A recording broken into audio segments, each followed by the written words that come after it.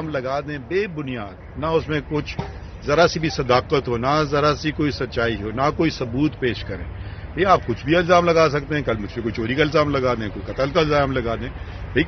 भाई इल्जाम लगाना आपका हक है, तो मगर साथ साथ वो फराइज भी दे दीजिए। इल्जाम त केर कुछ भी लगाए सके थो, पर सबूत हुजे त पेश करियो। इल्जाम लगाइण अवां जो हक़ आहे, पर सबूत बि ॾेई छॾियो।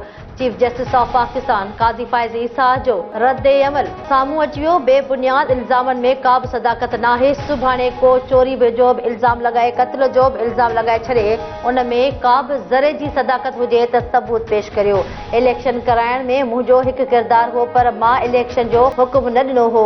सम्झ में नथो अचे त कमिश्नर रावलपिंडी मूं ते इल्ज़ाम छो लॻायो, इहो कमिश्नर खां पुछियो वञे।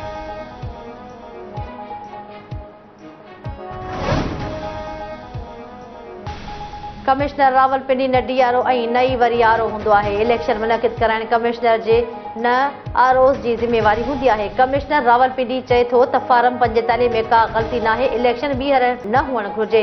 इलेक्शन जे 8 ॾींहनि खां पोइ कमिश्नर जो ज़मीर जाॻियो ऐं आपघाती कोशिश कई।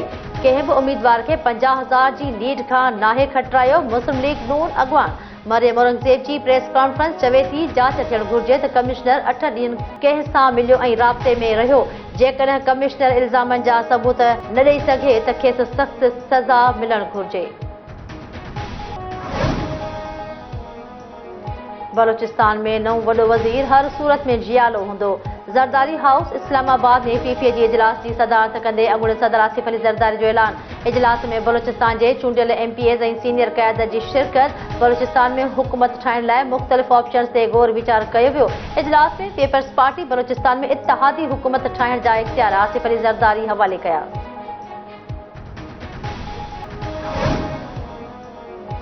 असां जमहूरियत खे ढील थियण न ॾींदासीं।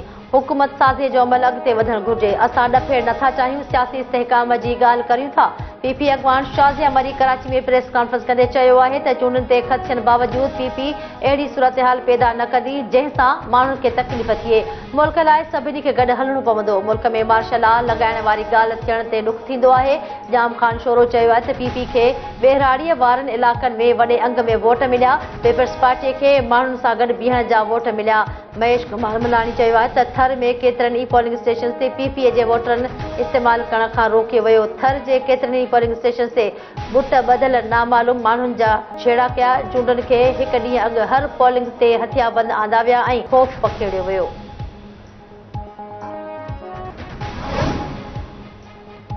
रावलपिंडी जो कमिश्नर लियाकत अली चट्ठा चूंडनि में धांधली जा इल्ज़ाम वहण बाद गिरफ़्तार। रावलपिंडी जे कमिश्नर चूंडनि में मुबैना धांधली जा इल्ज़ाम वड़े इस्तीफ़ा ॾेई छॾी। संदसि चवण आहे त असां क़ौमी असेंबली में उम्मीदवारनि खे 50-50 हज़ार वोट ॾियारिया। रावलपिंडी डिवीज़न अंदरि आम चूंडनि में धांधली जी ज़िम्मेवारी क़बूल कंदे पाण खे पुलिस हवाले करियां थो। सीसीपीओ रावलपिंडी कमिश्नर लियाकत अली चट्ठा खे हिरासत में वठी छॾियो। पंजाब जे निकिरा वॾे वज़ीर बि मामले जो नोटिस वठी छॾियो।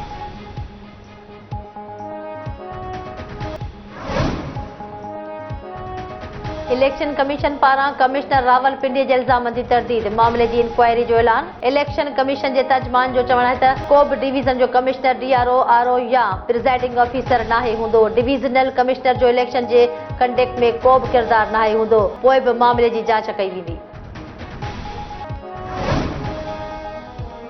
मार्शल लॉ जो नालो वठण मुल्क जी तबाही जो अहजान आहे। पीपीए खे जेको मैंडेट मिलियो आहे क़बूल कयो। ॿियनि सियासी पार्टियुनि खे बि पंहिंजो मिलियल मैंडेट क़बूल करणु घुर्जे। असेंबली पंहिंजो मुदो पूरो कंदी ऐं पीपी असेंबली हलाए ॾेखारींदी। पीपी सिंध जे सदर निसार अहमद खोड़ो जी हैदराबाद में प्रेस कॉन्फ्रेंस चयाईं मुल्क ॿीहर चूंडूं कराइण जी सघ नथो रखे। इक़्तिदार जी कुर्सी कंडनि जी सेज बणिजी वई। नवाज़ लीग जे अॻवाननि पारां क़यादत खे मर्कज़ में अपोज़िशन में वेहण जो मशवरो। पीटीआई वफ़ाक़ में मुख़ालिफ़ धुर जूं बेंचूं हासिल करण जो फ़ैसिलो करे छॾियो। पीपल्स पार्टी अॻे ई वफ़ाक़ी हुकूमत जो हिसो न बणजण जो फ़ैसिलो करे चुकी। मौलाना फज़लुर रहमान बि अपोज़िशन जो साथ ॾियण जो ऐलान करे चुको। इक़्तिदार जी कुर्सी ते केरु वेहंदो मामिलो गुझारत बणिजी वियो।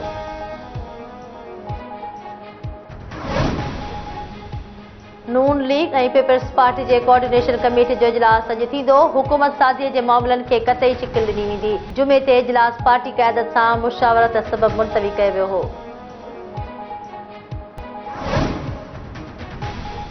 निराली इलेक्शन हुई, गूगल भी परेशान हो त नतीजा कहिड़ा आहिनि।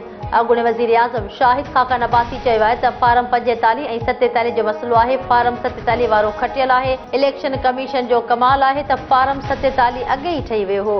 अहिड़ी तरह अव्हां मामले खे दुरुस्त नथा करे सघो। ही हिकु नाकाम इलेक्शन आहे। जेको जेतिरो समझौतो कंदो उहो हुकूमत ठाहे वेंदो। PSO ॿुधणी 20 अप्रैल ताईं मुलतवी।